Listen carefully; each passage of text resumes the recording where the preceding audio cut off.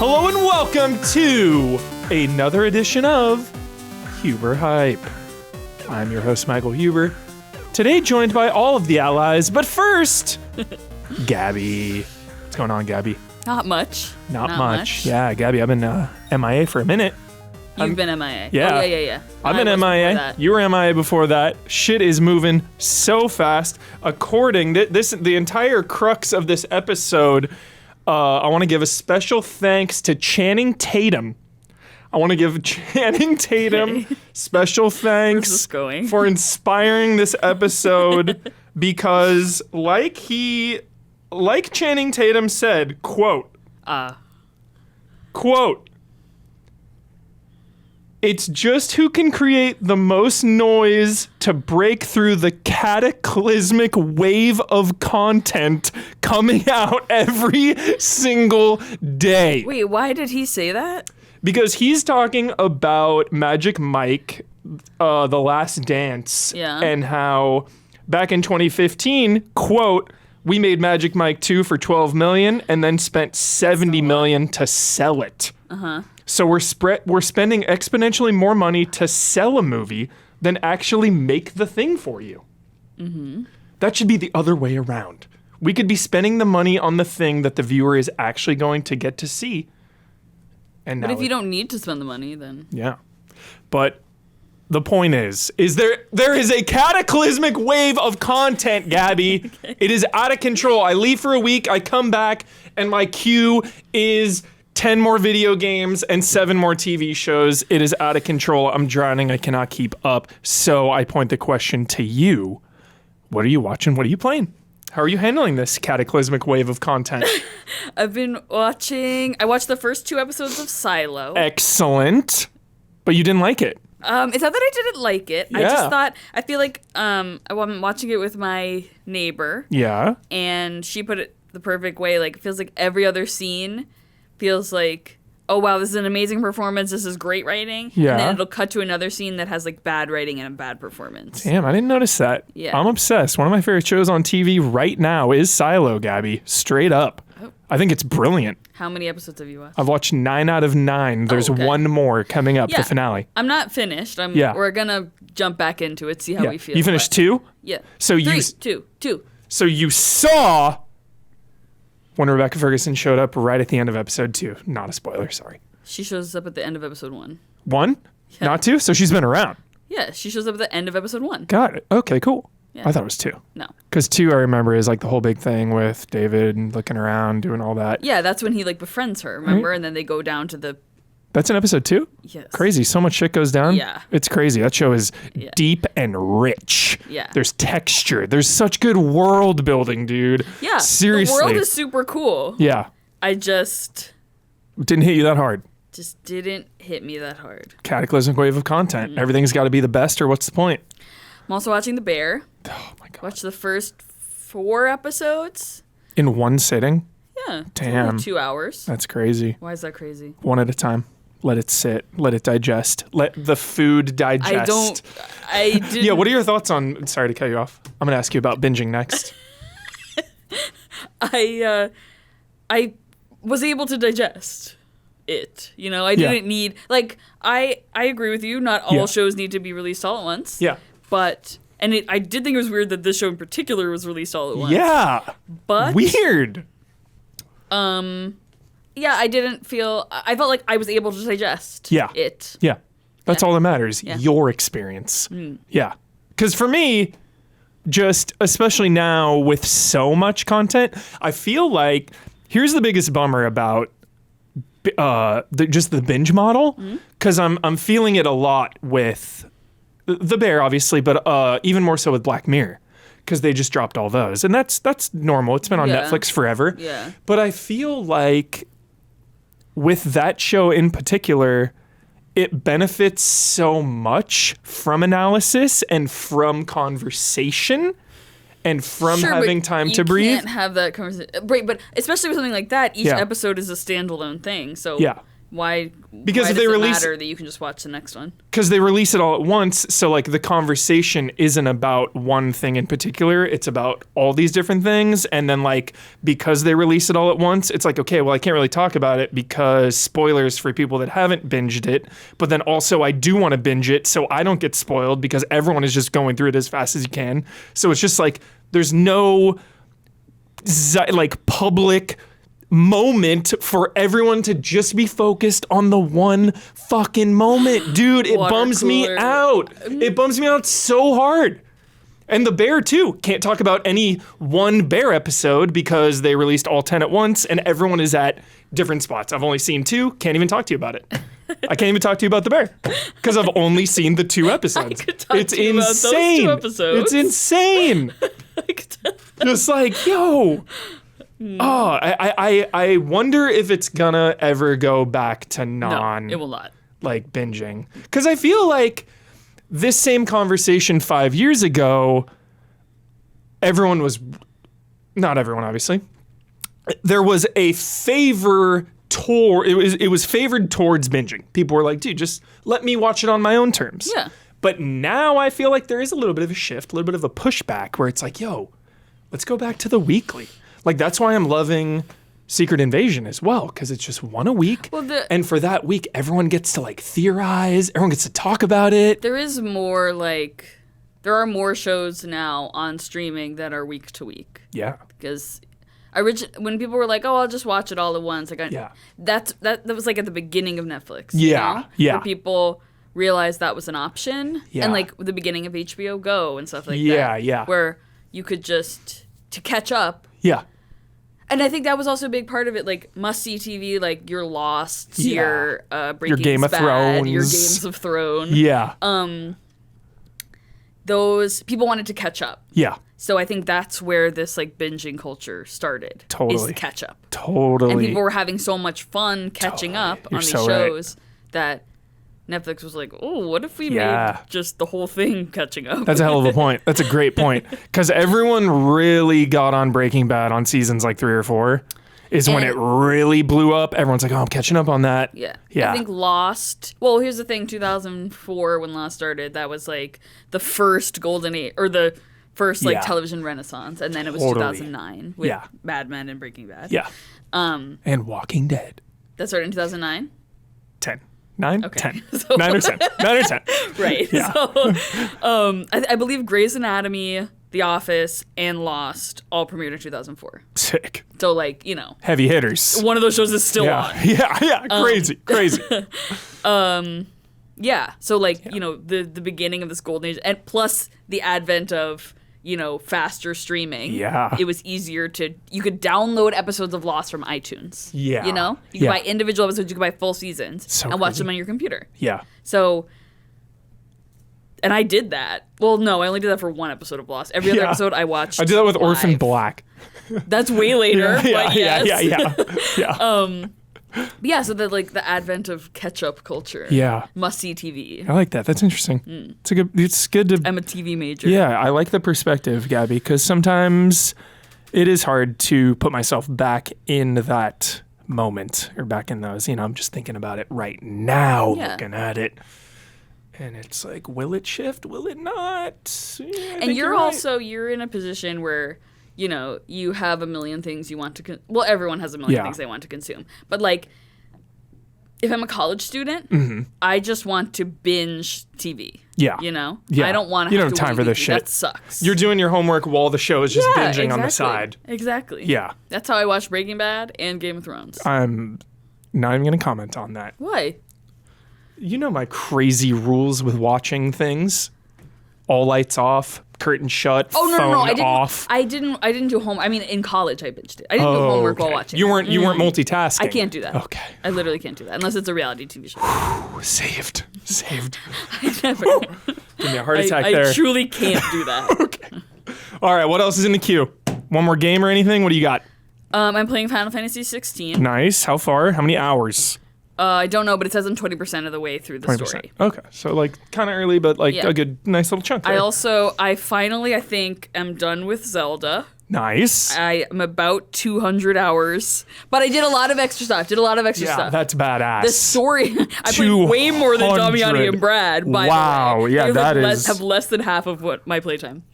That is insane, dude. That is a big I'm the number. Zelda expert now. Dude. I'm reviewing the next Zelda. Look forward to it. God. Dude, hours. I think I've played Fortnite over the last 8 years for a little over 200 hours. That is an insane number. I just couldn't stop. Yeah. Dude, I love that feeling. So fun. Isn't that the best feeling? Yeah. When you just now I can't want to wait play. till the next one. Oh, we gotta do a Can't wait till the spoiler next... fucking 6 years from now. Shit. Get on it, Nintendo. Yeah. So far away. That's anything else? Just 16? The play I saw. Oh, Can I talk about the play I saw? Yeah, of course. If you live in the Los Angeles area, Yeah. go see Fetch Clay, Make Man at the Kirk Douglas Theater. It's a good theater. Yes. It's really small. Yeah. It's I don't even want to say that much about it, but it's about the relationship between Cassius Clay, the Clay in Fetch Clay, Muhammad Ali, and Stepin Fetchit, Fetch Clay. The Fetch. And It's a clever name. I don't know what make man means. We asked my friend who worked on the show. Make man. We were like, what is the make after the show? We were like, what does make man mean? They and combine to better themselves or something? Don't know. Okay. You'll have to see it. Yeah. But we asked my friend who worked on the show, and she was like, "Yeah, I don't know. I'll ask." So we're not alone in not knowing. But go see. It's about their relationship. It's about race and religion, and it jumps back and forth between time periods as well, between the late 20s, early 30s, and the 60s. And only 5 people are in the cast. Wow. It's intimate. So good. Sounds so good. It's so good. good. Yeah. Hell yeah. One other thing. Yeah. I'm watching season 2 of The Other Two. The Other Two. It's so good. I haven't heard about that one. It's about a kid. I'm taking too much time. No, take your time. Take your time, bro. This kid. There's no rush. This is Huber Hype. This ain't anything but my show. We can do whatever the hell we want. The Other Two. I've never even heard of this. It's about this Justin Bieber kid who releases a shitty song. This sounds amazing already. It's so funny. He releases a song on YouTube. Yeah. Called "Marry You at Recess." He's 15 or something, and it goes viral, and he becomes famous. That sounds so a really good premise. So funny. Marry you at recess. Do you hear the song too? Oh yeah. Is it amazing? Oh, it's so funny. Yeah, I love that. So his shit. name is Chase. I love a good fake song in a show. His name is Chase Dubeck is his last name, but his stage name is Chase Dreams. But really, it's about his 2 much older siblings. They're 10 to 15 years older than him. Oh, shit. And they're a failed actor and a failed real estate agent. Yeah. And they're it's about them kind of trying to reckon with their younger brother's fame and trying to kind of both get famous off him, but also help him. Sounds super good. So fucking funny. Ken Marino plays Chase Dreams. Ken Marino. Manager. Is that from Veronica Mars? Ken Marino? Oh, I don't know. Maybe. Okay, go on.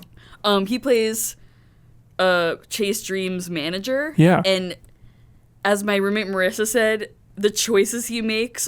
We're obsessed with the choices he makes. They're completely insane. Because he's an older adult man obsessed with this child. It's so good. So fucking funny. The Other Two. The Other Two. Okay, I'm gonna watch it. Is season 1 anywhere? Hopefully. HBO. Perfect. All of it's on HBO. Perfect. Yeah. Okay. Comedy. Yeah. A rare comedy. Comedy, dude. You trust my judgment. Yeah, 100. That's why I'm going to look at this. Okay. And the premise sounds really good, too. Is it a 30-minute show? Yes. Less, because it was on Comedy Central. It's 20-something. It's 25 minutes. Perfect. There's an episode. I'm just going to spoil this for you. Yeah. Because it's one of the best jokes in the whole season. Spoil the best joke? Go for it. Sorry. Spoil the best one in the whole show. I won't. No, please. Chase writes a song called My Brother's Gay. and it's about Carrie his brother Carrie, being gay, and people like point him out on the street, and they're like, "Oh, Carrie, like you're the gay brother." It is so funny. So good. It is so funny. And you hear all the songs. You hear, I gotta hear the songs. My brother's gay, and that's okay. It's so good. I'm hyped. It's really funny. Next time we're back here, I'll give you an update for sure please. on the other two. The other two. Okay, thanks, Gabby. Bradley Ellis. Frame trap, this is not. Nope. What are you... No. How? Mm-hmm. There you go. How are you handling the cataclysmic wave of content, Brad? What are you focused on right now? Poorly, I would say. Not efficient. Let me explain why, though, okay? Keeping your hair above water. So, 16 is complete. I've beaten 16. I'm doing New Game Plus stuff, New Game Plus. Is New Game Plus separate from higher difficulty? Can you do New Game Plus in the higher difficulty? Yes. Okay. Yeah. Final Fantasy mode, I think that's what it's called. Chill. So I'm doing that slowly. Just slowly. On the side. I'm like 22 hours in Final Fantasy 5. 5. Sick. 5 I've been chipping away at also slowly. Nice. I gotta get back to 1. Dude. Yeah. Fuck. But here's where everything gets fucked up, dude. Yeah. All right, let me... Here we go again. I'm playing Final Fantasy 11 again. Oh. I have resubbed to Final Fantasy 11. You'll never quit it. Because... I love it. Because I'm going through all the expansions and the stories. Yeah. You were just feeling it now. Because it's the Final Fantasy mode. You know what's funny, Huber, is I looked at the last times I've played that game, and it's always like this time of the year. Summer. It's always like June, May. It's like May or June, Summer July. vibes. Every time I'm playing that game, it's this time. Yeah. What is it? Just the weather? I don't know what it is, It's dude. that time of year. It just like comes to me and like scratch that. And I'm like, oh god, I gotta play, dude. But you know, it's a fucking like 22-year-old MMO. Yeah. You know, it's old as shit. But one of my goals It's hard to get more hardcore than 11 nowadays. Yeah. Like if you're playing 11 in 2023, truly one of the most hardcore things possible. Yeah, I'm a maniac for sure. Yeah. But one of my goals is to beat every numbered Final Fantasy. Yes. I'm working on 5, and then 2's It's a great next. ambition. But I'm counting MMOs in this also. You have to. I'm not talking single player. No, you need story completion of 11 and 14. entire main line. Yes. Definitely. 14, I'm like a couple patches behind. Does Final Fantasy 12 Revenant Wings count? I don't know because it's not like 12-2. But it's a sequel. It's a sequel, I guess. Oh, But it it's not counts. 12-2. It counts in my book, Brad. Maybe. I mean, shit, I guess I'd have to play that. Yeah. It's a follow-up. Yeah. Yeah, I think it sucks when there's like the Final Fantasy 4 after like years, which is not good. Because Crisis Core is not Final Fantasy 7 Crisis Core. Yes, I'm pretty sure it is. Is it? Is it? I'm pretty sure, yeah. And I've played all that shit. Yeah. But it's like, if it has to be done, it'll be done. Yeah. You know, I'm playing Final Fantasy 11 for God's sakes. How many more expansions do you have to go? I think like 3. Oh, you're close. I've done like, I'm working on the 3rd one right now. So close. So, yeah. There's 6 total? Yeah. Something like that? Something like that. 6 or 7 maybe. Yeah.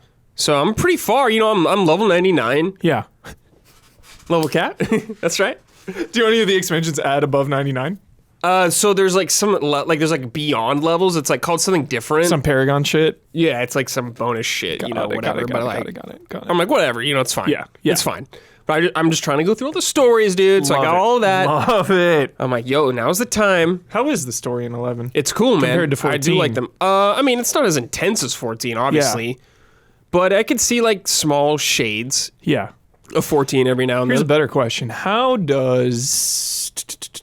Because we all know, the Final Fantasy 4, Final Fantasy 4 is like kind of the birth of Final Fantasy excellent storytelling. Sure. Correct? And you got 5 and 6 and 7 and 8 and 9 and 10, all great. How does 11 compare to like 9 and 10 and 12 kind of sandwiched in there, story-wise? To me, I mean, expansions seem like their own kind of things. Yeah. Like stories, especially the one I'm doing right now. It's like time travel kind of stuff, like in the past. So you're going to areas like Sandoria, like the main town that I start with, like in the past, and seeing characters in the past, which is cool. That's kind of dope, dude. Castletown, bro. Yeah, exactly. So it's cool. I don't know. So my journey with 11 has been so spread out over the years. It's hard for me to like remember like exactly every moment. Yeah. It's definitely, there's a cool story. Like I'm interested in it. You know, I'm not like weeping. Yeah. Or like, but it's solidly told. Yeah, it's solid. You know, it's an old ass MMO though, for sure. And they didn't, it's not as good as 14. Yeah. But it's comparable to 10. I don't know. I haven't played 10 in a long time. Yeah. I'm just going to say no to avoid any drama. There's a lot of drama. I'm just going to be like, no. Yeah. I'm just going to say, no, it's not, okay? Okay. I just like... Yeah. But to me, like, I like the story in 11, but so much of like I like about that game is so much bad things about it too, is like the journey. Like everything is a big deal, dude. Love that. Doing everything is could be a hassle, depending on who you are. Totally. Like some of the zones are like actually annoying to go through where I'm like confused and like, how do I get here? Oh, there's a wall here for some reason. There's like just a fence here. Like, why are you making me like, you can only go up, you can only go down that way. I got to find another way, right? It's just like a lot of that shit going on. But earning stuff feels really rewarding. Hell yeah. I'm like, yes, I love all that shit. I will never, ever forget. It's not the best dungeon. It's maybe one of the, well, it's not terrible. But for whatever reason, World of Warcraft, every single time I think about the best days of World of Warcraft and like my favorite moments, because I'm all about the little things. I'm all about the small shit. It's legitimately meeting outside of Wailing Caverns. Yeah, because it's like that. It's not that vibe. It's not the first dungeon you do as horrid, but it's like the first real it's like the first deal. Big deal dungeon. The Wailing Caverns, you know, it's like a big ass. You have quests in there. The like Barrens, Ragefire Chasm has a quest or two, sure. But but it's like baby mode, or it's like tutorial. Smaller. Yeah, it's like really a lot smaller. Wailing Caverns is like big with multiple routes to go. Dude, there's even like a quest in there you can get. Oh, yeah. God, dude. I definitely think of that in like Scarlet Monastery, you know, how there was, everyone would meet there and there's like multiple different ones to do. Armory, cathedral, library. Yeah. All that kind of stuff. But, like you said, dude, about Diablo 4, like we were talking about Diablo 4 the other day and it was just like, Brad said, he's like, I don't have the itch to play like I was hoping to have. And I said, I agree. And it's like, I still get obsessed and I still get into that magical zone with games all the time. Not all the time, but like it still happens. But I'm worried, like obviously it's a part of getting older and a part of just playing more. But I do get worried that like that MMO vibe is just a thing of the past. Sure. I mean, you'll never have the earlier vibes. Like, you know, when we were playing MMOs, I think it was just fucking cool to play with people online in general. Like, it was just awesome. Yeah. So, I mean, you do that in like every game. So it's like, no big deal nowadays. Yeah. You know? When I played Final Fantasy 11, I was like, whoa, I'm talking to people. Yeah. Like, that was a big deal. But, nowadays it's not. Yeah. For Diablo, though, to be fair, it's like I've been jumping around a lot, so I probably haven't given Diablo like the proper shake or whatever. It came out at the most insane time. Yeah. Because I was playing 16 already, pretty much, or close to it when I got it. Zelda right before that. Yeah, exactly. So I was very, I had a lot on my plate. All three of those are bricks. Yeah, I had a lot on my plate. So. Yeah. I mean, I like Diablo, I just haven't, right now I haven't been craving it. Yeah. Hopefully that'll come back, but who knows? Because you said you played last night and you were like, okay. Yeah, got right back into it. I'm level like 37 or 8 or something. Yeah. I'm right there. Yeah. Anything else, Brad? Any games or shows or movies? So I've been rewatching some. Let me tell you what it is, and you're like, okay, yeah, One Piece. Okay, so of course I've been rewatching the Skypiea arc because I haven't seen it in like 15 years. I feel like you said an arc. Yeah, it's an arc. It's called Skypiea. I haven't seen it in so long, like since like 2006 or something, or 7. So I've been like. Just kind of refreshing it. Yeah. I rewatched Jiraiya / Pain. Oh, the Rain Infiltration a couple months ago because I'm like, I haven't seen this in years. I'm going to watch this whole fucking thing. So I've been watching that just casually. Hell yeah. Excellent. I think that's it, dude. Probably. I'm swimming in Final Fantasy stuff right now. So. Yeah. It's a Final Fantasy moment. Yeah, it is for me. Definitely. Jesus. Thanks, Brad. Silo, dude. Silo.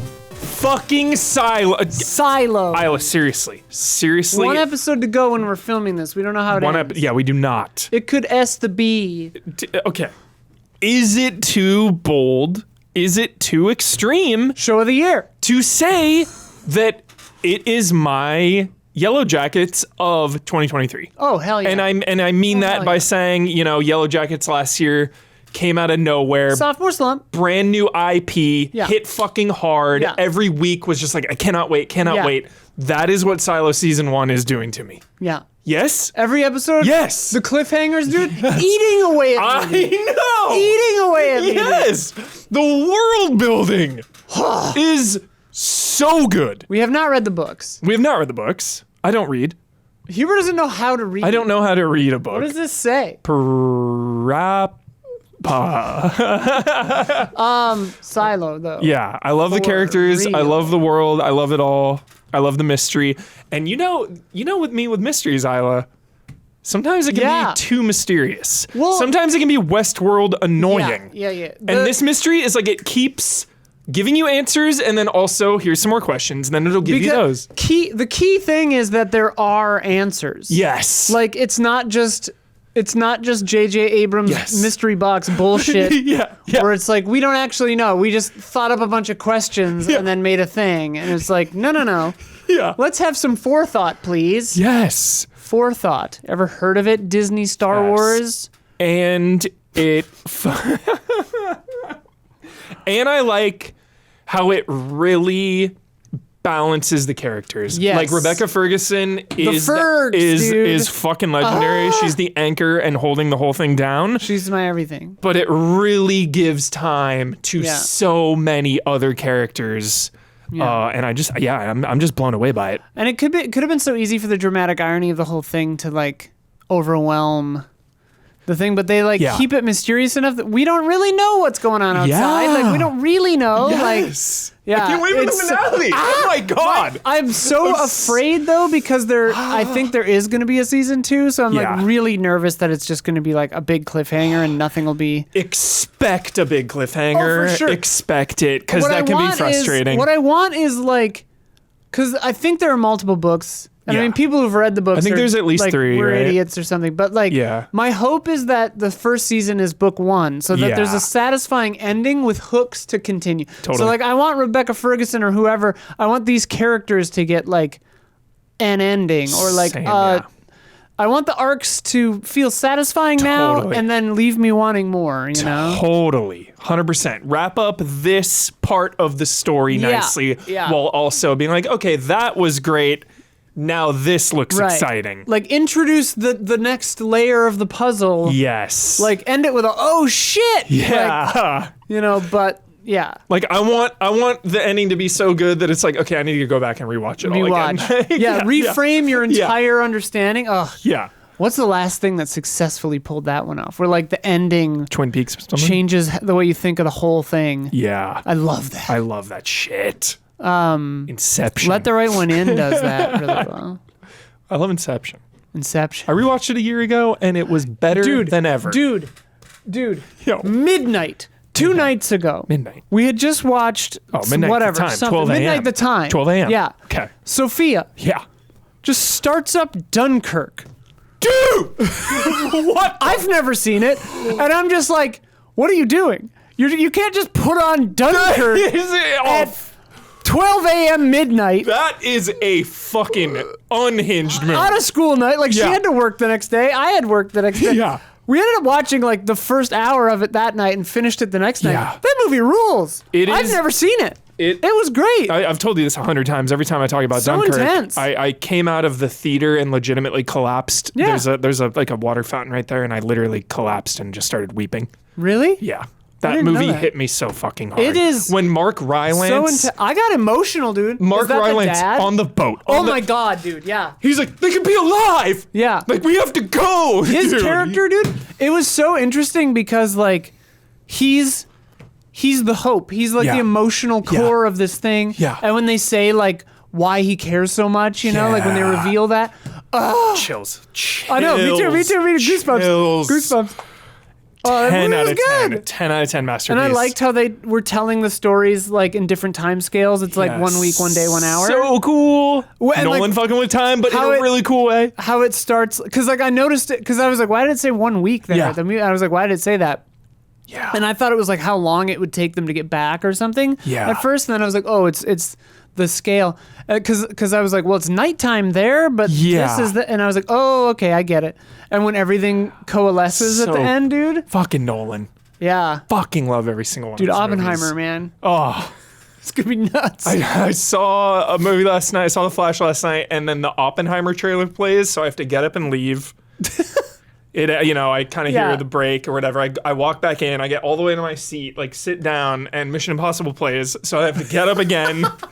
Get up. Just wait by the door. At that point, I was like, okay, I'm gonna go, fucking just get some fresh air. I walked outside for like 5 Speaking minutes. of Ferguson, dude, she's in that. She was doing know. the red carpet. Her outfits were so good. I think, she's so honestly, I truly think Ilsa in Mission Impossible is one of the greatest, two movie character. The Dead Reckoning could tip her over for me for being just one of the best parts of that entire franchise. Because she's introduced in Rogue Nation, or Rogue Nation. Okay, yeah. So she's her only been in third. 2. This will be her third. And I need to rewatch. I need to rewatch the new 3.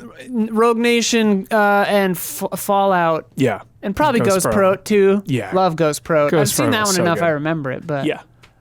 Rogue Nation is always the one that it blurs with both. I have no recollection. I have no recollection of Rogue Nation. None whatsoever. What even happened in that? The Sandstorm is Ghost Protocol. Yeah. Rogue Nation is setting up Solomon is Lane, Fallout. the villain, the villain with the voice like this, Ethan. Is he the guy who's in Prometheus? Okay, Sean Harris, I believe his name is. Who's the guy in? Is that Blade Runner when he hyperventilates before the car goes underwater? Yeah, that's Solomon Lane. That's the dude. That's the same Ethan. actor, right? Yeah, and that's in Fallout, though. That's in Fallout. That's in Fallout. That scene. Oh, okay. Yeah. A car goes into the water in Blade Runner 2049 also. Maybe with that guy in it. I love the way. I don't remember. I doubt you remember that scene in Fallout. Because they need Ethan to go get him. Yeah. And then it's doing But he's the bad guy. Yeah, it's doing the theoretical plan. So they roll up and they just start killing every fucking cop. They're just boom, boom, boom, boom, boom, boom, boom. Killing everyone. People are dropping. And then it's goes back to Ethan. And he was imagining. Oh, okay. It was shit. I gotta rewatch it. Yeah. Fallout tonight, dude. Fallout is so fucking You know what I watched last night? Dunkirk. Jesus. Well, that was the other day. Last night I threw on Wachowski sisters' first ever movie, Bound. Never seen it. So it was one of my good. lesbian cornerstone films, blind spots, and it was so funny because I was enjoying it, whatever. And I realized halfway through that I was basically cosplaying Gina Gershon because I was wearing a white tank top. Yeah. I love her so baggy much. pants. What is she up to? The movie's great. Yeah, what is she up to?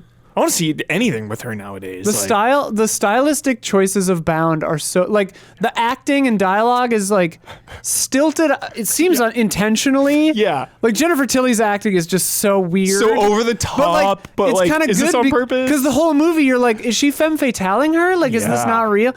But then just those sound design and camera choices, you're just there it is, Wachowski's right there, baby. They were doing it from the jump. So sick. Any other things in your queue that you've been doing? I've just been trying to play Final Fantasy 16, and I still have to finish Zelda. Yeah, don't we all? I beat Diablo 4. Nice. I played a little last night. I'm getting there. Oh, nice. Yeah. So I'm endgame in that. I heard to start season 1 of the Battle Pass and the whole season, you need to have beaten the game. Pretty cool. I don't think that's true. I think you can play season 1, and if you haven't beaten the game, you just have to do you will have to, if you have beaten the campaign, you don't have to re-beat the campaign with your seasonal character. Got it. It's the easy way to phrase that. Got it. Yeah. Chill. That I know is true. Cool. So but you have to make a new character, right? You have to make a new character for every season because that's how it works. But if you've beaten the campaign, you don't have to replay it. Which is whatever. Fine. Whatever. Because I already made an alt. So I have to make another alt. You can have 10. Fuck. I know. That's why I'm waiting. I got my Rouge up to 57 or whatever level I am. Fuck. And I'm going to start like a Sorcerer or a Necro or something. Damn. Yeah, that kind of throws a wrinkle in my playthrough. Oh, well. Worry about that later. Worry about that later. What level are you? 40 or something. 30, okay, 38, 37, 40. Yeah, 30 to 40. I don't know. Anything else? I don't know. I mean, that's all. That's it. That was some good movies and stuff there. Yeah. And Final Fantasy and Diablo. I mean, what else could you even be doing? What else could I even be doing? There's only else. so much time in the day. It's insane. It's a cataclysmic wave of content. Cataclysmic wave of content. This is like, yeah. I think it's the most ever. It's maybe the most bananas year. Yeah. For the cataclysmic wave of content. Between like if you are a games fucking especially. super fan of movies, television, and video games right now, yes, yeah. right in this moment, June of 2023, it's overwhelming. I don't think there's ever been more. The wave has never been more cataclysmic. Yeah. The man that makes it all happen, co-creator, co-producer. What up? Don Casanova. What up, Don? What up? Always good to have you on this side of the indeed. camera, dude. Always so nice. Always a pleasure. Always a privilege. Happy to be here, Huber, as always. Don, dude. There is a cataclysmic wave of content right now, as we all know. Yes. We should have a cataclysmic wave. Little sound effect. The tidal wave crashing down or something. We're all just doing our best to keep our heads above the water here. Always. You know, and I know you love to, like me, is revisit old stuff that, you know, you find comforting. You know, you'll rewatch an old movie or something here and there. Oh, yeah. But there's a ton of new stuff out, Don. Yes. What have you been watching? What have you been playing? Well, it has been a cataclysm. Every year for me is honestly a cataclysmic wave because I'm always just a few inches under the surface of the media deluge, always. But this year in particular is obviously just unbelievably overwhelming. It's insane. And then the glut of good stuff we had that came out in the last month or two, right when Summer Game Fest was happening and everything, that just added to it. So finally, I've been able to start indulging in Zelda. Nice. Yeah, I actually didn't even get to crack the seal on it until like a week after it came out. You're probably right there with me. I'm way behind. It was just, I'm so far behind in Zelda. Fuck. So I've been dabbling at least in that for a little bit regularly. Yeah. That's basically me in my game. I've been spending a decent amount of Hell time on, yeah. and it Where feels great to finally be able to dive in a little bit. It's been myself. quite a while, so I think you can safely tell us about where you are. Yeah. Where am I in the story? Who knows? I'm trying to remember. How about in terms of like big? I mean, I'll tell you what I basically remember. One of the first things I got excited about doing was going around and finding the signs. dragon tears. Oh, the dragon tears. That got me going right away. I said, this is a perfect opportunity. This is what I want to do. When I get into a game like this, an open world, the first thing I want to do is go all around and just sort of absorb the world, you know? And by the dragon tier thing being a goal, just was the perfect excuse for me to be like, that all is right, a fucking good idea, I'm just going to be able Don. to explore this map, but also with some purpose at least. Yeah. So it's not too just, you know. Getting all the big towers too, filling in the getting map. a lot of the towers and stuff like even the towers though, I was kind of like just skipping a lot of towers at first when I was seeing them. And then after they're far away. Yeah, I would see one though, and I'd be like, "Well, maybe I don't need that tower, whatever." You know, so I was really taking my time as I always do with this kind of game. But I did the dragon tier thing, and then I slowly started dabbling around with the main quest and this and that. But you know, I've only beaten the the wind temple. Me too. That's exactly where I am, Don. Hell yeah! I've been a bunch of I've gotten quite a few of the little what the heck are the mini temples called? Yeah, the shrines. Yeah, the shrines. Same. I've done a bunch of shrines and stuff like that, but the temples I've only done the one temple. Explored a good portion of the map. Spent a lot of time tooling around. Yeah. Got into the depths quite a bit. Dude. Inadvertently got in the depths. What a wonderful feeling that was. Now, even though some of it was a little bit spoiled for me, still, to get down there fairly early and be like, what the hell? What on earth's going on? Like, like, I actually can't find my way out of here, and I'm unprepared for everything here. And it was like, fighting for your life. It was cool. Yeah, it's just like so sick. Surviving in the darkness, and you're Yes. like, well, okay, there's gotta be some way out here. They let me get in here, right? But I was in there for a good portion of time. Dude, Like I think yes. one whole play session, I was Yes. just in the depths, and then. When you finally got out, just that feeling, right when I saw that little temple for the ascension, I was like, okay, that's what that is, right? Yeah. But it took me, I don't know if it's because of the well I jumped in or what, but I explored like quite a bit of area before finding a way out. And it's funny how you're like, is that everyone's experience? Are they just masterful programmers where that's what, or is it just like luck of the draw, which well you go down first, this and that? I still don't know. I jumped in the big pit. Oh, you jumped That's how in a I got pit. down there. I went down a well. Yeah. So. Yeah. And I'd been down several other wells that hadn't done, led me to the depths. But this one, that's why I was just like, oh, cool, another little well. I thought it was going to be a small little cave under there. And I just like hopped in, and then I was like, what? You're like, what? And I knew the depths a little bit, but it was fun to go in there.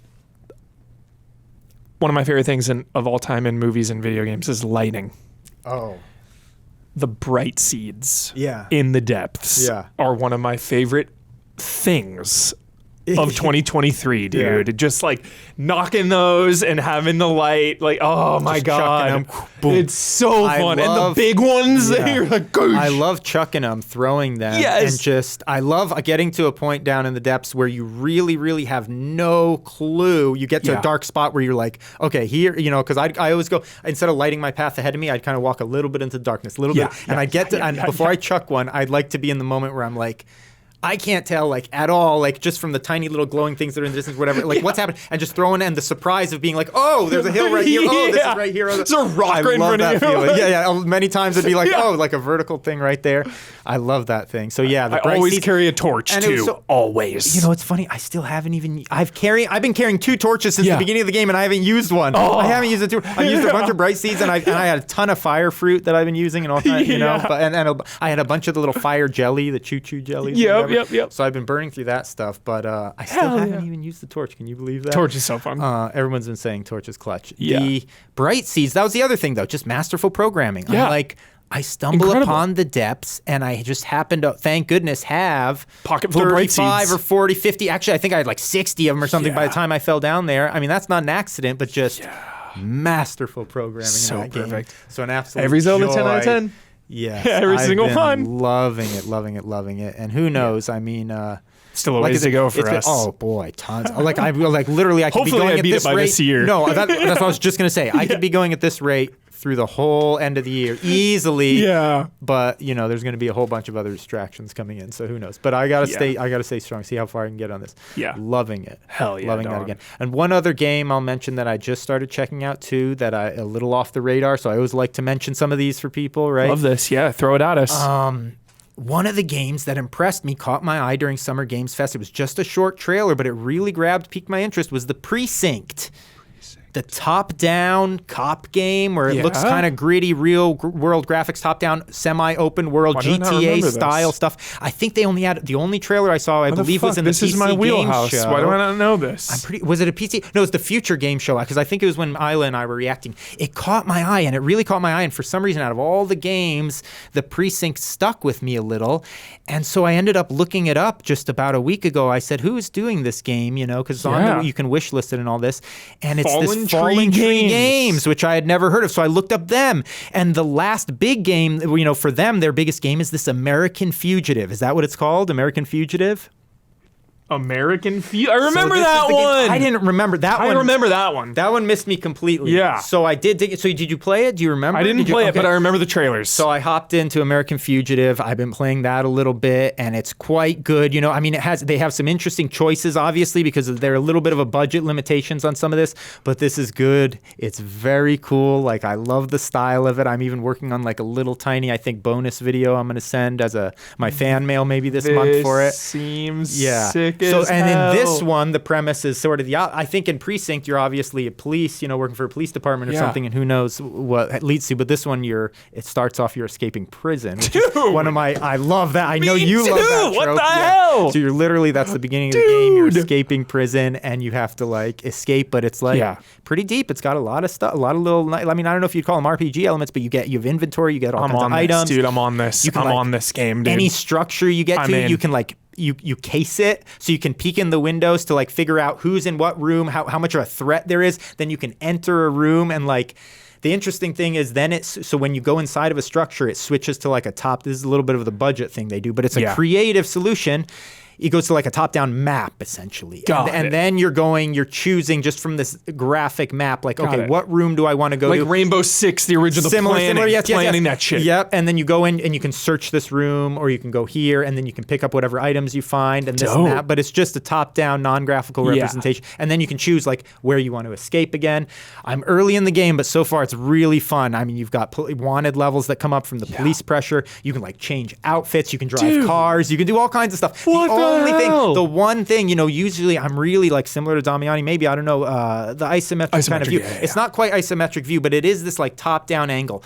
Anytime there's a driving game, anything with fast action, I'm always like turned off a little bit by that viewpoint when you're locked in. I get that. Especially when you can't rotate the camera freely. So far, this has been pretty good, I would say. With like, it's not perfect for sure, especially with the driving stuff. I'm like, but I'm early on, so I'm going to still kind of like see how I feel about it. Great American pick, Fugitive. I'm checking this out, dude. I'm checking this out. I've been enjoying it. Sick. Yeah. What's your favorite Prison Break movie ever?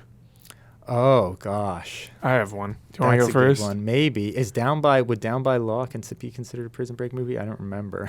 Yeah, go ahead. What is it? Escape from Alcatraz. Clint Eastwood. Oh, okay. Yeah, cool. Yeah. That's my favorite.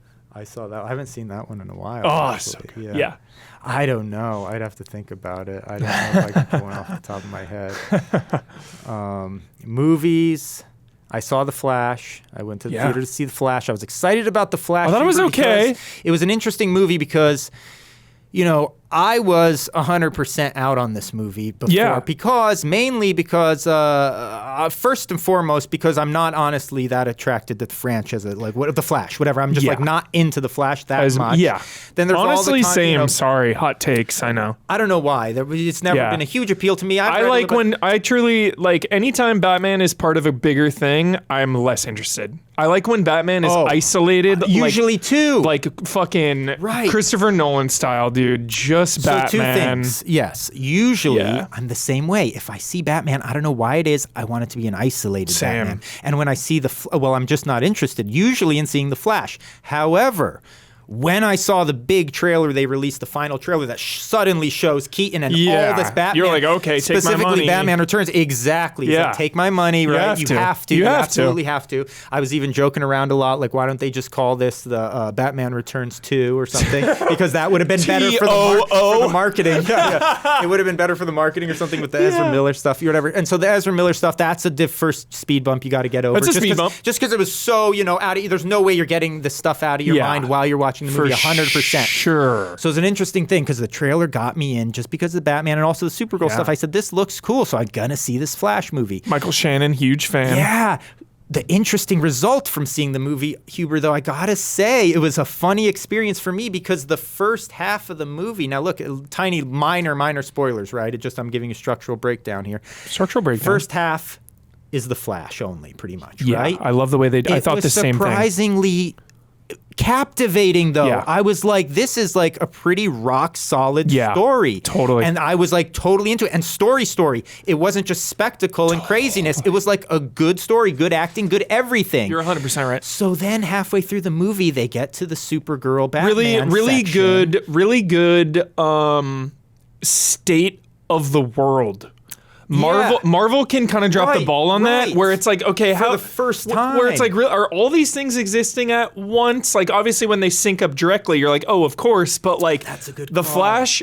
Even when things weren't necessarily like, oh, it's part of this bigger thing, it always felt like it. It did. And I got to say, this was, and for the first half at least, for sure, it was like the best representation of that DC world universe that we've seen so far. The Justice League exists. In modern film. Yeah, totally. I think it was the best representation. So I was super into it. So it's crazy then because what I expected to just guarantee love, the Batman stuff, that came along and it was good. It wasn't bad. Like, it was fun, whatever. People may not be nuts about the movie, but like overall I would say it was pretty entertaining. Yeah. But like the second half of the movie with Batman and Supergirl, even though I thought they were rad as hell, the movie itself in terms of the story, I thought a little bit lost its traction. I think a little bit. Where it was going, and then especially the villain came in very late. Yeah. Like some Marvel movies that's happened, they've had the problem where it's like they have so much going on, they almost don't have time for the villain. Suddenly they're like, we need a bad guy. 100%. So it kind of felt a little bit like that. So the second half I was needed a little more bit Ben shaky. Affleck too. A little bit. Yeah, and that was I the needed funny a thing. little more the of that. last thing you'd ever think I'd be saying, but I gotta say, I almost wouldn't have minded a touch more. I needed Batfleck. I needed more Batfleck. But I was happy with the amount of Keaton they had. But it was an interesting representation, too, of the Batman. Because we said, this is a lot Batman of daytime. Returns. Yeah, it was a lot of daytime. And then it was like a little bit of a mixture of elements, right? Like a lot of the stuff was super accurate from Batman Returns, but then certain things were different, right? Yeah. So it was interesting. What was I don't remember the bag that laughed. Was that a Batman nod? Oh, I thought that was from the... Because there was the ha ha ha ha ha ha. The laugh was the same. It wasn't the bag. Yeah, the bag was, I think, a different element. Okay. I don't know. But was that hidden? Was that bag hidden in his hat? What was it that did the laughing in the beginning of... Remember at the end of Batman 1? Yeah, wasn't it like mouth things? The like... It was something Joker had hidden in his suit after he fell off that building, but I actually can't remember. It could have been a bag hidden in his hat. What was it? It might have been a bag. Fuck. It might have, but I don't remember seeing that bag for sure. I thought the same thing. Okay. I said, "Oh, that's funny. That's a bag." It's the I was like, I don't get that reference. The same voice sample. Well, I thought it was definitely a reference to like when the Joker died. Yeah. I was like, couldn't remember. I was like trying to piece it together. Bag. Yeah. Because what did they retrieve from him? I'm trying to remember now. I don't remember. Yeah. Anyways, shit. It was fun, so it was good to get into the theater a little bit too. Yeah. Made time for The Flash. 2 more DC movies and then the reboot. Yes. It's Blue Beetle and Aquaman. Yeah. Which is weird because James Gunn was like, yeah, Blue Beetle is not part of the new DCU, but the character is. Oh boy. So he's like, so Blue Beetle is the first DCU character, but Superman is going to be the first DCU movie. Yeah, I guess. So I'm just like, what? That's what James Gunn said specifically. Yeah. So I'm like, all right, bro, whatever. And then what the heck's going to happen with The Flash now? I mean, they're definitely going to... I mean, this character has to move forward with the universe, but what are they going to do in terms of casting and all that? All these people, Ben Affleck and Henry Cavill and all this shit. It's crazy. Yeah, but I did think... What a botch. Yeah. What a colossal botch. Well, it was almost like, that's why I was like, it would have been a good diversion of attention if they just called it a Batman Did you ever do Snyder Cut? Instead, I still haven't. Can you believe that? I still have not seen the Snyder Cut. It's been highly recommended. Yeah. It was incredible. It was actually incredible. It's 4 hours, isn't it? 4 hours long. I haven't carved out the time. That's been my only impediment. I don't want to watch it in pieces, and I literally have not gotten a 4-hour block. It was a perfect moment in time because the night it came out with all the hype, it was like, okay, well, now there's no better time than to literally just sit in the jacuzzi, the figurative jacuzzi, and just hang out for 4 hours. Oh man! I mean, now it's like, dude, carving out 4 hours is insane. But at that exact moment, there was a week. It was almost like a week when it first released. There was like that week of time when I was like, I thought I was going to see it, and then it didn't happen, and then the months just scroll by after that. Still haven't seen it. I bet I'd like it. I don't know. I guess I'd like it. I mean, I think you would. Yeah. There's just more character stuff. Yeah, just more. It's excellent. Yeah. Only if you have 4 hours to kill, though. If you're in a rush, it could probably be really annoying. If I've got 4 hours, I'm jumping on Zelda, right? Exactly, so it's like, and we know what that can lead to. Yeah. So. All right. Huber. Thanks, Don. Damiani. Sup? What is up, Damiani? I know a couple things you've been doing, but they out there don't. There has been a cataclysmic wave of content. Yes, there has. It is out of control. There has. And I know you like to consume games and media as well, just like some of us really love that shit. Yeah. What have you been watching? What have you been playing? Well, got Final Fantasy 16 dropped during Summer Game Fest. Yes. And was like, all right. See you later. Peace out. Well, it's more like, all right, I got to get some time to play this. So let's go. Yeah. Man, it was like literally just like felt like I'd like just finished Zelda. Yeah. Summer game. I was like, okay, I'm good. I'm done with Zelda now. With Summer Game Fest coming up. Yeah. And then I was playing some Street Fighter 6. Hell yeah. Leading into that, like I was diving into World Tour. I'm like, sick. I'm gonna have a nice time. Play this up to Summer Game Fest. I'll probably finish World Tour before Summer Game Fest. Did you? And it was like day before Summer Game Fest. Like, guess what? Final Fantasy 16 coming. Let's go. See you later, Street Fighter. I was like, sorry, Street Fighter. We'll be back. See you sometime in the future. Damiani, great question for you, actually. Well, maybe it's not a great question. I think it's a good question. You love Zelda. It's been a good month or so. Oh, yeah. Since Tears of the Kingdom. How are you feeling right now about it, dude? I mean, a month later, dude. I mean, this was a 6 fucking year build-up, waiting, hyping, expectations sky high, some of the highest expectations for a video game ever. You know, I don't think that's an understatement or an overstatement. How are you feeling now a month later? I mean, I'm still going back to it. There's still so much to do. Yeah. I don't want to spoil it for you. Yeah, I've only finished one of the things. Oh, so you have like, okay, never mind. Yeah. This is not even story related. This is an optional side thing. Yeah. And don't want to say anything about it. Okay. Because I literally just found it this week. Whoa. And I didn't even know it was even in the game. What? Yeah, I was like, wait, because you find like something early. I went to something very early, and I'm like, oh shit, it's different. So I was like, guess it's not in the game then, or whatever. Yeah. And then got to something else, like, oh, they're doing it again, but it's different. Oh shit. Gotta say, I was overwhelmed by it. I had to walk away for a little. I was like, all right, this is too much. I'll come back to this later. Holy shit! I don't know what you're talking about, but it sounds insane. Yeah, it was complicated. I was like, dude, this is too much for me. I was like, what the hell? It's like too much for you in Zelda. No, this is a fun thing. It's like you're like overwhelmed with emotions and vibes. Overwhelmed with the flexibility options of what I could do, and I was like, oh my god, which is like the name of this game is just throwing so much stuff at you. Yeah. Yeah. So you're feeling good about it still? Yeah, I think I'm not feeling as high on like I feel like some of the things that were shortcomings in the first game still really are present in the second game. Yeah. For example, what's one example? I don't think they I don't think they went far enough with dungeon design. I think at this point, this style is not just going to work for me. I think I either want the old forced, not linear, but like everyone keeps shorthanding it as linear, but it's like I need a dungeon where it has a theme. You can't screw. I can't use climbing and shit to circumvent half the dungeon. Yeah, it's like you got to go through. You got to solve the puzzles. There'll be like maybe branching route. Like, oh, I got to go this way first, then come back. Like that's why they call it linear. Yeah, but it's like I can't just go outside the dungeon up the wall and like, oh, I'm on the 3rd floor. I like, oh, there's a puzzle down there. I didn't even have to solve it because I just like brute force it. Yeah, I have ascend. I just ascended through all this stuff and just skipped it. Like, need that kind of like forced. You have to go through these puzzle rooms. And it'd be nice if they could like find a way to tie it to like a unique item again. Yeah. Even if it's like something. I loved that, going to a dungeon, getting the item, and then. Even if it's something you got to take away from me when I leave. Fire Temple gravity boots, dude. Yeah, it's like, okay, cool. But like, oh man, how is that going to work in an open world? And you know what? Take it away from me when I leave the dungeon then. It's like, you know what? I just need it in the dungeon, man, to have some like cool puzzles. And give it more of a theming and a vibe.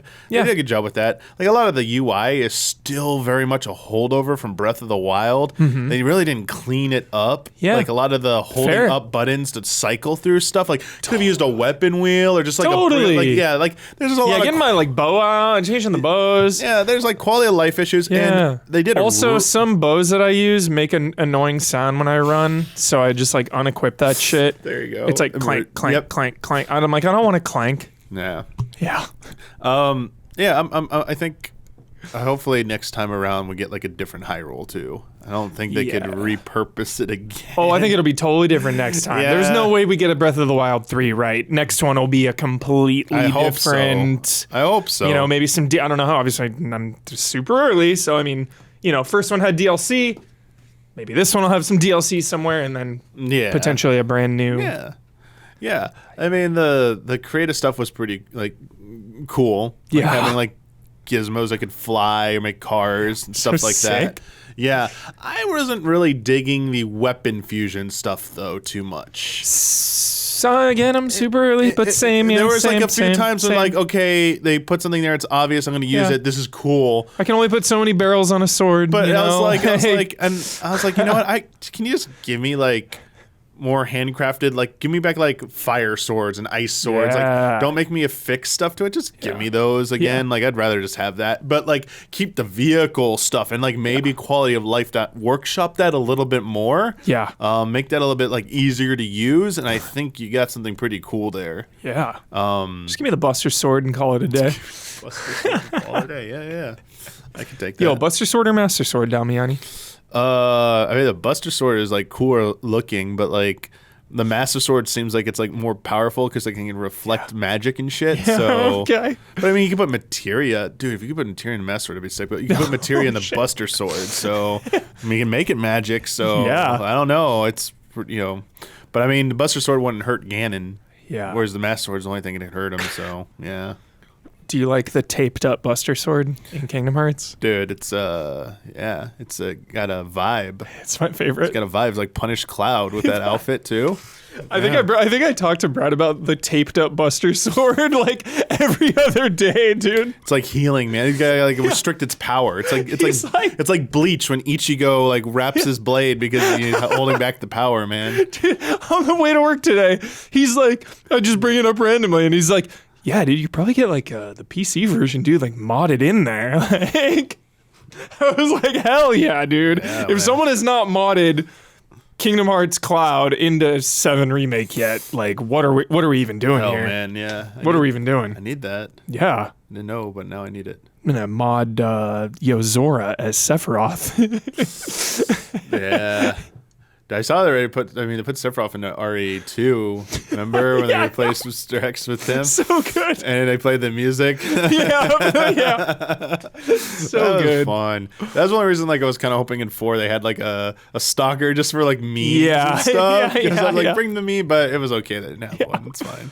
Didn't need it. What else, Damian? Anything else Q-wise, movies or games or shows or anything? Well, what do you got? On your recommendation, watched Extraction on Netflix. I haven't watched number 2 yet, but I watched 1 the day it came out. I did watch 2 because they were pushing too hard because it just came out recently. Yeah. So I'm like, you know what? I'm going to watch 1 now. Fuck yes. It was so intense. God, it was I basically love it like, so much. It wasn't not literally the same that thing, but knife the fight, same dude. intensity Yeah. as watching John Wick for the first time. Yes. I could not like breathe. Yes. I was like, holy crap, this just keeps going, going, does not let up. Extraction 1 to me was fucking S tier when it came out. True S tier, and in terms of like Netflix original content, Dude. top. The bonds with the person he's initially fighting, and then like I won't say anymore, but like dude. Yes. Oh yeah. They have the sickest that knife fight. I think I watched numerous times. So good. Yeah. Is there a good knife fight in Extraction 2? There is some. Not knife, but there's something else. Okay. Because I love there's a good definitely knife a fight. scene. I'm like, you're gonna like. I mean, there's a lot of scenes. Yeah. But there's specifically something towards like the beginning of his mission. Cool. When he gets the main mission of the movie. Yeah. There's gonna be something in there where I'm gonna be like, dude, he's gonna love this part. Yes. It's like literally like besides like a bank heist, this might be the next thing he likes maybe the most. I think. Hell yeah. Okay. Awesome. I was like, it's good. Also, like way more character development in 2. Perfect. Good. Yeah. They go a lot more rake and they really were like and Nick the development. Yeah. Awesome. Yeah, because they like. There were just such a few moments in the first one when they really went into his character, and it was always like, oh, more of that. So that's good to hear, Damiani. Yeah, they definitely they go into that. There's stuff. Yeah. Awesome. Yeah. I've just been trying to clear the deck with some other shows I'm watching, catching up on the backlog there, and then I'm gonna hit. Yeah, I actually haven't like dove into a new show yet. The last major one I finished was Ozark. Nice, you finished it. I was on the heels of Succession. Yeah. And I was like, couple big heavy hitters there, dude. I'm like so many like games and events. It's like, I feel like once we start rolling into like next week, like July, it's gonna be all right. I'm gonna start looking for some stuff. See what's out there. Maybe there's a new show coming up. Oh, Witcher season 3. is dropping. You're caught up on The Witcher? Yeah. Why am I just hearing about this right now? Yeah, I mean, I do need a little bit of a refresher because it's been a while since like I forgot a little bit more of season 2 than 1. 1 was pretty impressionable. 2 was kind of like I didn't like 2 as much as 1. Yeah, I didn't like it as much. Yeah. So I need like maybe just like they'll probably do the little like recap at the beginning. Yeah. Will be plenty probably. Did you for me. do either the spin-offs, the animated movie or Blood and Blood Origin? Nope, I did not. Okay. The animated one was kind of cool. Did not do either of those. It was like a young Vesemir. Ah, Yeah. okay. Did not do that. But yeah, like I haven't seen had nothing on HBO. Black Mirror? Sorry. Literally watched Black Mirror is what I watched. But that's because it was I know it's 6 episodes, but I did your advice and like seriously, Black Mirror took some time. You have to. Honestly, I know I'm not going to preach on like media habits, binge or not binge. You do you, whatever feels right. But if there was ever any show ever made, ever in the history of television to not binge, it's Black Mirror. Very, like each episode was intriguing. Yeah, you finish it. It's only 5 episodes. Okay, It's I've watched 2, the first 2. But Joan is Awful is the one I like the most. I really liked it. Yeah. It was that's the very first one. I Yeah, had a lot of fun with it. Yes. It was really. I was like, this is good. yes, and even the second one because I'm a true crime obsessive human, and so much of my true crime I watch on Netflix. So the first one is like, okay, commentary on like social media and like filming and all that, and then number 2 is like, okay, commentary on true crime. Yep. So I really like that one too. Yep. That one kind of lost traction a little bit as it went on, but I still in the end really liked it. I think every other episode except for Joan is Awful has parts where they kind of like slip a bit. Got it. But they're like, they're pretty solid. Like for being 5 episodes, because I think last one was like a 2-parter or something. Like season 5 only had like 2 episodes in the first part. 3, and then like 3. yeah, there were 3 only. Yeah, or whatever. There was only 3 episodes last season. Yeah, it was this like Striking Vipers, Striking Vipers, Archangel, and Robot Miley Cyrus, something too. The Striking Vipers one is the one like I remember the most. So I loved Archangel. That was good too. Was it Archangel? No, I'm saying that wrong. Smithereens. Archangel's the other one. Yeah. Smithereens, dude. Love Smithereens. But yeah, that was that was a good drop there. What about Secret Invasion, Damiani? So, okay, Huber, I don't have Disney Plus the moment. I've been off of it for a few months. Read the headline today. They're wrong. Everyone's wrong. Secret Invasion's a fucking 10. It's not about quality, Huber. Okay. Bad news about its numbers.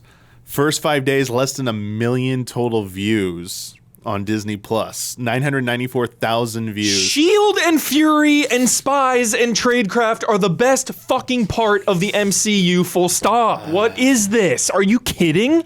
I thought this was going to be big, though, because they were making such a big deal out of it. And Fury coming back, he's been gone forever. Dude, what the F? You know what it is? It's superhero fatigue, 100%. The Flash is failing, and that was extremely hyped. That's going to lose a ton of money. Ant-Man didn't do well.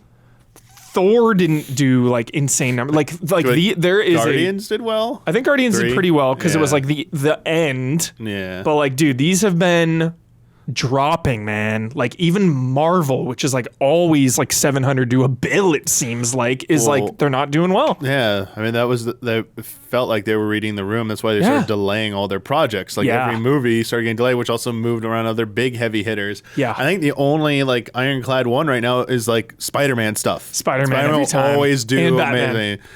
And Batman, prime Batman. Proper Batman. I didn't see who, but they announced who's playing Superman and Lois Lane in some random guy I've never heard of in James Gunn's one. I saw that. Well, I wonder if that one will do well or not. Same. Like financially, quality wise, like I think so. 2025, James Gunn, new Superman. I think it will. Yeah, I think that's a safe bet. Yeah, like there's some. I wonder if they'll be allowed to say from the director who brought you Guardians of the Galaxy. Guaranteed. Yeah, okay. They will, for sure. It'll be right on the trailer right there from the visionary director of Guardians of the Galaxy. Dude, nice. Anything else? Only thing I say, like news wise, like that thing with the submarine, but like. That awful stuff. Tragic, yeah. But seeing like James Cameron like talk about like Titanic, he put him on blast too, which was the right move. Like when the James carbon fiber Cameron shit is going in on you, man, and you he's better like, back the fuck up. It's like, it's like, dude, you're screwed, man. Yeah, you're screwed. Everyone, I was surprised because like, I mean, I'm not surprised because people don't follow James Cameron, the human, like I do. But he has a really good book called The Futurist. And when this whole thing came out, people were like, dude, James Cameron's like really fucking smart. Like, what the hell? Like, seeing him interviewed, like, I'm surprised he like knows so much, blah, blah, blah. And it's like, yeah, he's like a legitimate engineering genius. Like, The Futurist book is really good. It might be a little dated now because it came out like 10 plus years ago. Okay. And like, you know, tech has come so far then, but I just love hearing that guy speak, dude. Yeah. But that was a hell of a story. And then that big explosion in Ohio, the like toxic waste everywhere. Oh yeah, no one was even like talking about that thing. And it was like, dude, we got like a nuclear zone in here. It's just like, what is happening? Yeah, it's like just catching up with like world events after everything like that going on, like all the freaking fires in Canada causing like New York to look like Diablo 4. Seriously, hellfire and brimstone everywhere. Yeah. Just chaos. Just like, wow, okay. Yeah. You should watch Silo, Damiani. I think you would dig it. No, I haven't watched it. What's it on? It's Apple TV Plus, yes. I know. It's always the biggest bummer is Apple. Another service. Yeah. Have. Because I was like thinking about Paramount Plus, but then I saw that they're going to start, HBO and Paramount are going to start signing some of their series over to Netflix, other services, but it means Netflix. So Netflix is going to start getting more shows again. Oh, shit. So like they held out, and like all these other streaming services are realizing they're just not going to be able to keep this going for long enough, and they're like, well, maybe we got to go back to Netflix. So maybe we're going to get back to a golden era of Netflix again in a few months. You know, I'm sure like Apple will like never like, you know, maybe they will. I don't want to say never, but I do see like a lot of the ones that have been like gated behind other services maybe coming over. Only when it's a golden age, only when Cobra Kai is on. Yeah, like where's that date? Where's the date? Next year minimum. What? Minimum. Oh yeah, the writer's strike. Yeah, Shit. Next year minimum. There's no way. Resolved. So how much did it impact? Because how long did it last? No, it was months. It lasted for months. Yeah, the strike. The recent one. Yeah, a couple months. Like a week. No. Okay. It was a couple. It was like a month or two. Okay. Yeah. Sorry, I didn't know how long it was. Yeah, but it was also like at the earliest it would have been the end of the year, so I think they just like pushed the whole thing. Yeah. All right. So I saw they got most of what they wanted, so that was good. Yeah. I mean, it was worth it for sure. Totally. Yeah, like you gotta don't get pushed around. Get what you deserve. Get what you're worth. Take your time for that. Yeah. But that means we still get Cobra Kai though, thankfully. Yeah. Strike first, strike hard, no mercy. Yeah. Thanks, Damiani.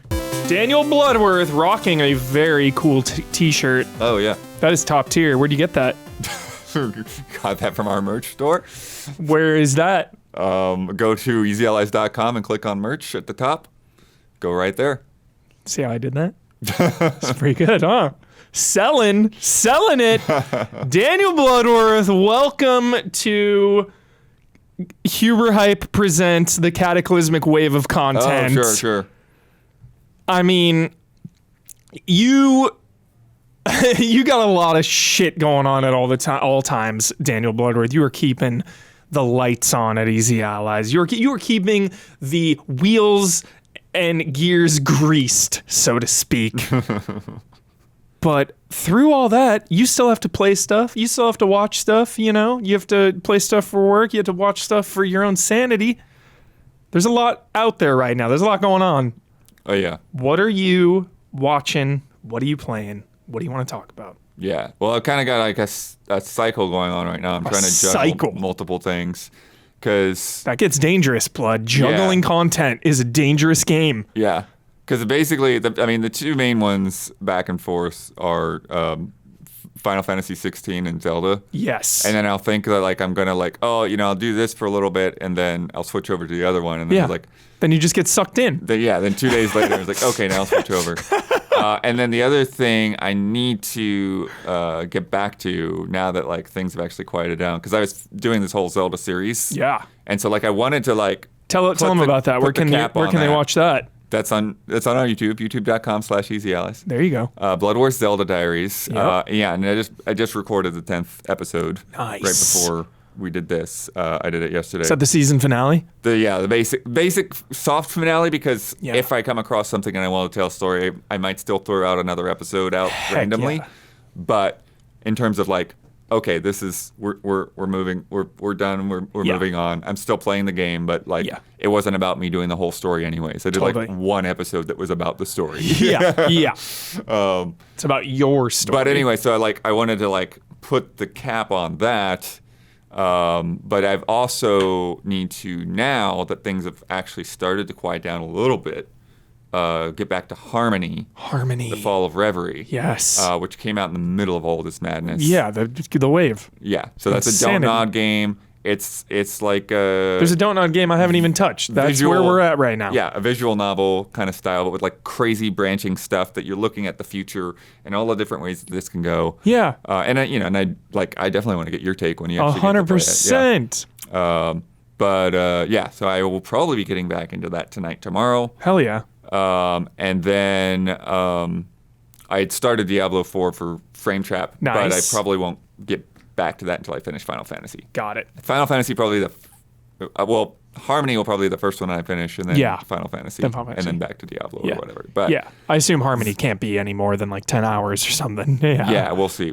Yeah. But and then watching, it's funny because like I've actually just been sort of like putting off. Wait, before you go there, Sure. Final Fantasy 16 thoughts, man. What are you feeling? Oh, I've done a lot of those thoughts. So I just love I've done a preview for sure. Frame Trap. Yeah, you guys were previewing the hell out of this thing. I just I need like an initial, now that it's out, take, because Daniel Bloodworth, I love video game legacies. Mm-hmm. I love how long Final Fantasy has been an institution and a pillar of the entire industry. And you have been a pillar of this industry for a very long time, Bloodworth. So I think that is a very unique perspective that I would like to hear more of. Yeah. How are you feeling? No, I'm feeling really good about it. It's like the start of the game is insane. Yeah.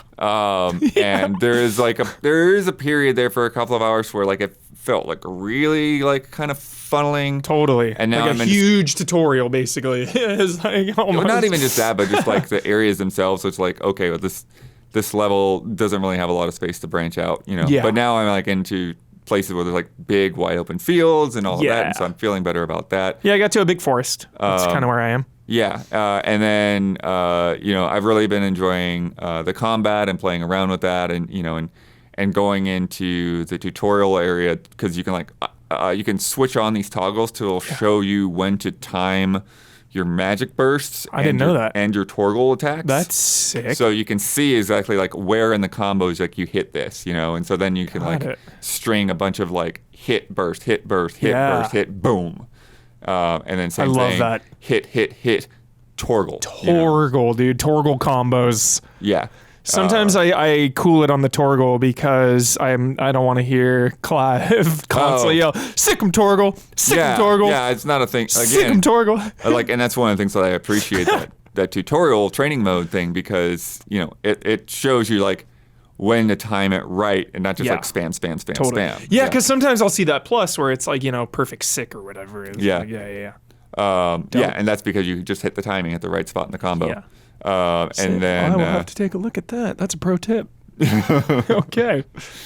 Yeah, and then just messing around with different powers and stuff like that. I just spent all of my cash on one of the orchestrion song unlocks. How do you not? Every time I'm back there, I'm hitting that jukebox, playing something. Yes. Bloodworth, yes. Yeah, the music is really good.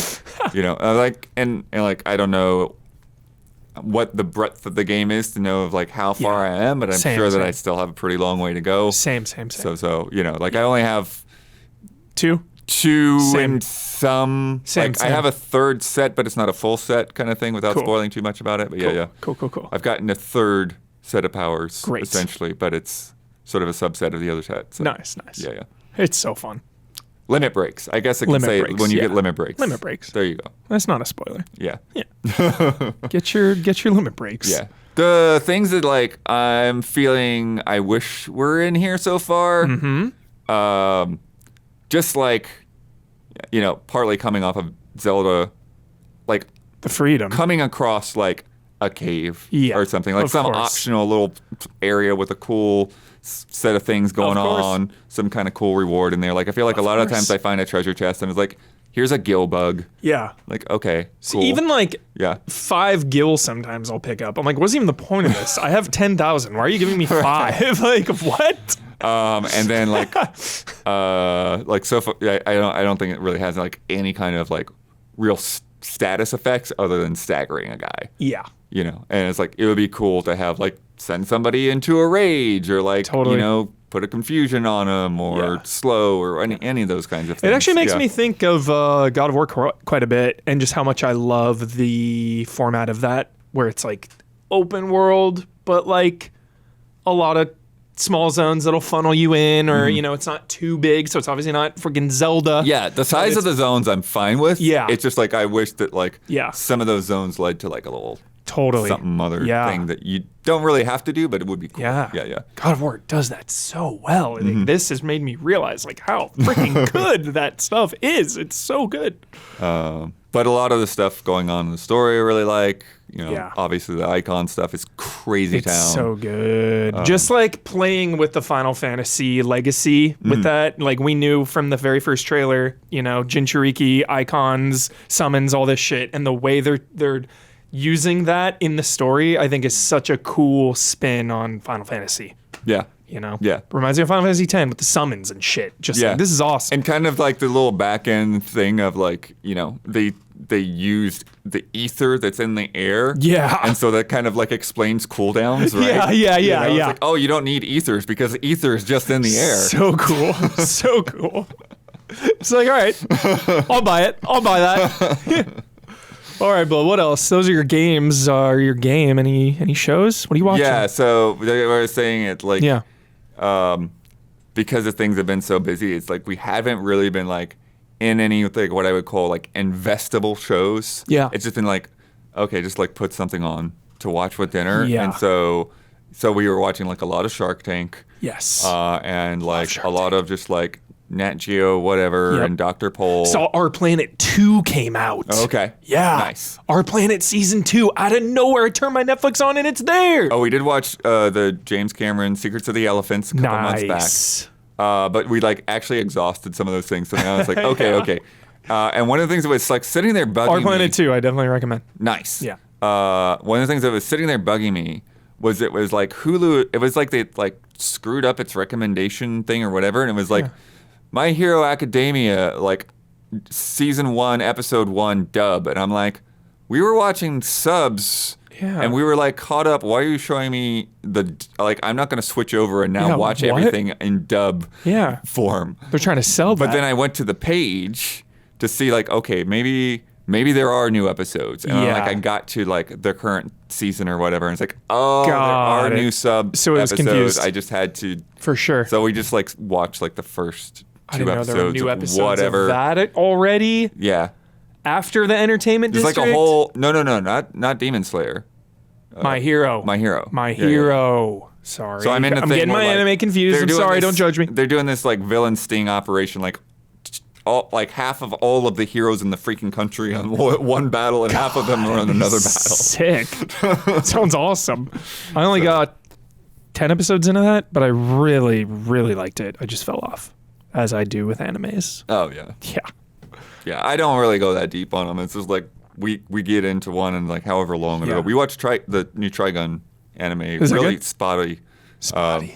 No, Spotty. I mean like the way we watched it. Oh, okay. It's like we would watch a few episodes and then we would not watch it for like a month or two. Yeah. And then we watch a few more. That's like kind of We what I'm finally doing. got all the way through it, and it's good, but it's like the original is such a classic and it's so fun. Legendary. You know, where this is like really like heavy into the lore off the bat. Like stuff that you don't even find out about in the original until late in the series. So like, no, we're starting here. Trigun like defined my middle school, not my personal middle school, but like in middle school, like Trigun, Hellsing, and Dragon Ball Z were the things. So you would just see that iconography like everywhere. People just rocking their Trigun like shirts and pins and stuff. Nice. Yeah. So hype. Anything else, Bloodworth? No, we're good. That's it. Yeah. Thanks, Bloodworth. Well, that's it for the guests. It is just me. Little disappointed. No allies asked what I was playing or watching, so I guess I just got to do it by myself. Hubert, dude, what are you watching or playing like that we haven't talked about? Pretty much talked about every single thing I'm playing or watching except Walking Dead Dead City. So hype. Now I know you might be rolling your eyes. Walking Dead. Yo, I'm fucking obsessed with Walking Dead. One of my favorite TV shows of all time. I'll say it straight up. One of the most popular shows of all time. It was a cultural phenomenon. And I don't want to hear anything after season 3, after season 4, Negan this, Negan that. I don't want to hear it. If you didn't finish all 11 seasons, I value your opinion less. Don't at me. So, the spin-offs, not great. Fear the Walking Dead, Tales from the Walking Dead World Beyond, not good. Just not good. Fear had its moments early on. But now Walking Dead Dead City. Negan and Maggie in New York. Just 6 episodes. Just 6 little episodes. There have been 2 so far.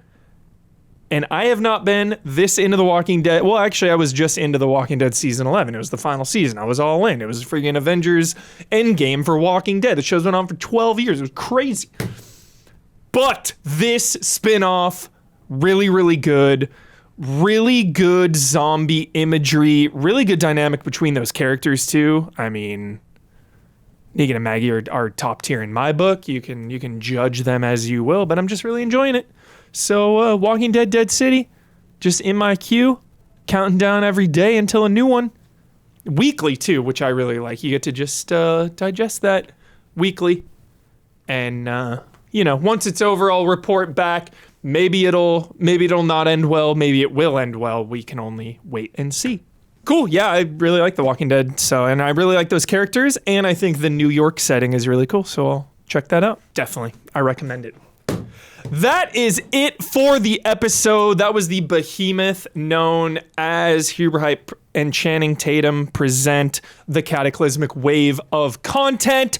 If you like what you saw, check us out on easyallies.com.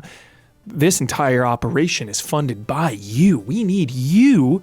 So check out patreon.com/easyallies and, support us when and where you can. Also, we're streaming all the time, twitch.tv/easyallies. That's another big spot for us to come check us out, come hang out, and support us. So thank you for sitting around this long episode. It's always fun talking to the allies about what they're doing, what they're watching, what are you playing, what are you buying. So, thanks everybody. Love and respect.